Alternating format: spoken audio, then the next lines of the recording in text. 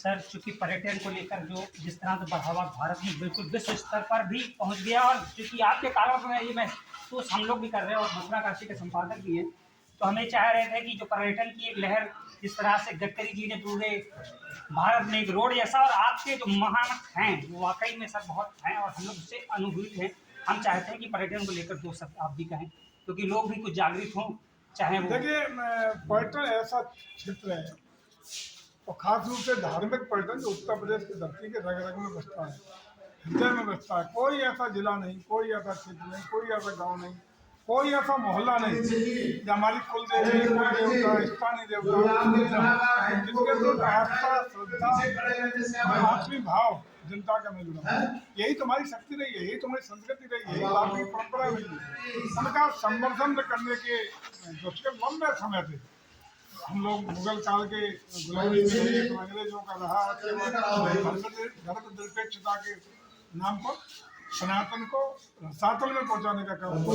उसी कारण ये पीछे छूट गए थे, लेकिन उनको मुख्य धारा में लाने का काम, उनको पुनः संरक्षण, संवर्धन और अन्य तरीकों से डेवलप करने का काम आदरणीय मोदी जी और योगी जी के सानिध्य में, उनके मार्गदर्शन में करने का काम पिछले सालों में हमने किया है।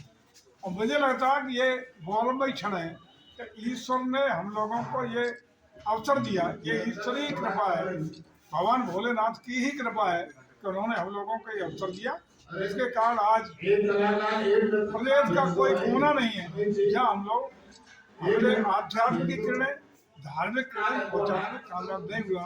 इसके लिए पूरे प्रदेशवासियों को बधाई। आज हम सनातन के गौरव को निरंतर परम वैभव ऊंचाइयों पर पहुंचाने का प्रयास कर रहे हैं।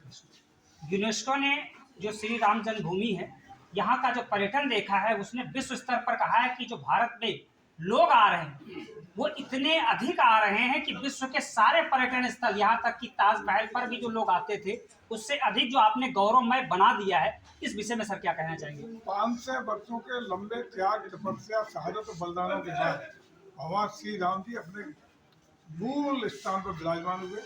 पूरे देशवासियों को, विश्व के सनातन संस्कृति के मानने वालों लोगों को बधाई। ये सब संभव हुआ योगी जी, मोदी जी के सरकार के कारण। ये सब संभव हुआ हमारी भारतीय जनता पार्टी की सरकार। आज सौभाग्य है कि हम सनातन के सम्मान के लिए लगातार प्रयास कर रहे हैं। और मुझे लगता है कि आप स्वयं ही महसूस कर रहे हैं कि अकेला महाकुंभ जिसमें 45 दिन में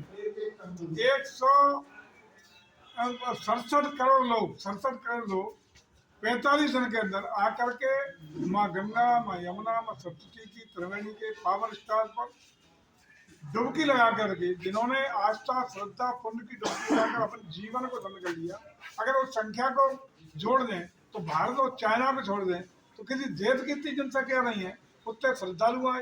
एक नया इतिहास, नया कीर्तिमान हमारा सनातन बनाने का काम कर रहा है।